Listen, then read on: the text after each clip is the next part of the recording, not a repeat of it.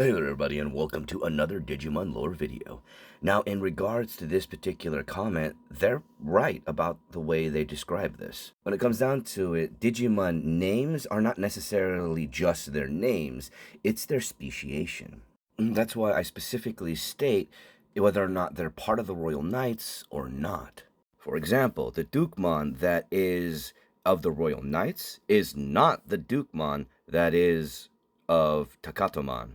Nor is the Omnimon of the Royal Knights the same as the Omnimon of Tai Kamiya and Matt Ishida of the Adventure Universe.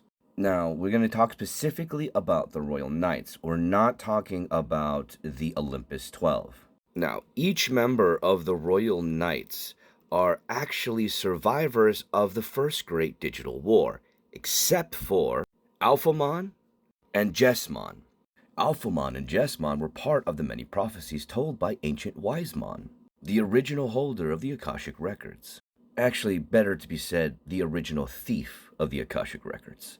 Now, each member of the Royal Knights actually reached this particular stage as a reward for their efforts in the First Great Digital War, and this reward was given to them by Imperiodramon Paladin Mode, who sacrificed their override source code to found the Royal Knights.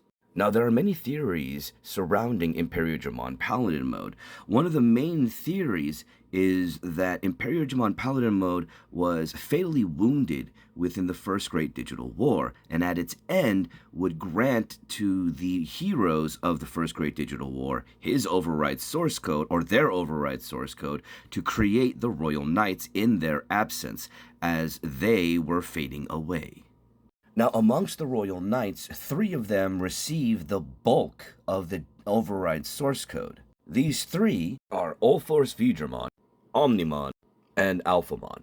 And this portion of the override source code would be known as the Ulforce. The portion that Ulforce Vidramon would inherit would allow for them to also inherit the namesake, and it would be represented by the blue chrome Digizoid armor that Ulforce Vidramon wields. With the Ulforce, a piece of the override source code of Imperiodramon Paladin Mode, Ulforce Vidramon would be able to remove the potential time within a Digimon, rapidly accelerating the Digimon in the throes of the Ulforce to deletion, a form of time dilation.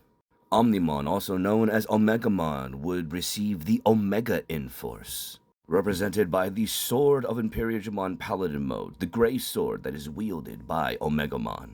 The Omega Inforce allows Omegamon the ability to read their opponent instantaneously of all their weaknesses, their capabilities, their strengths, potential, as well as all of the movements they will be making in a combat against Omegamon, allowing for this Royal Knight to act accordingly and achieve victory in any instance.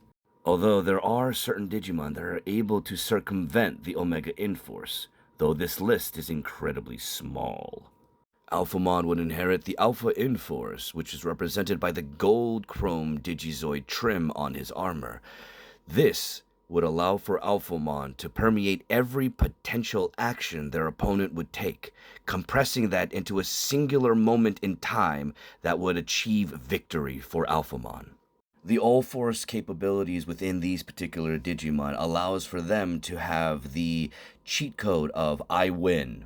And the other members of the Royal Knights also inherited pieces of this override source code, though to a much lesser extent.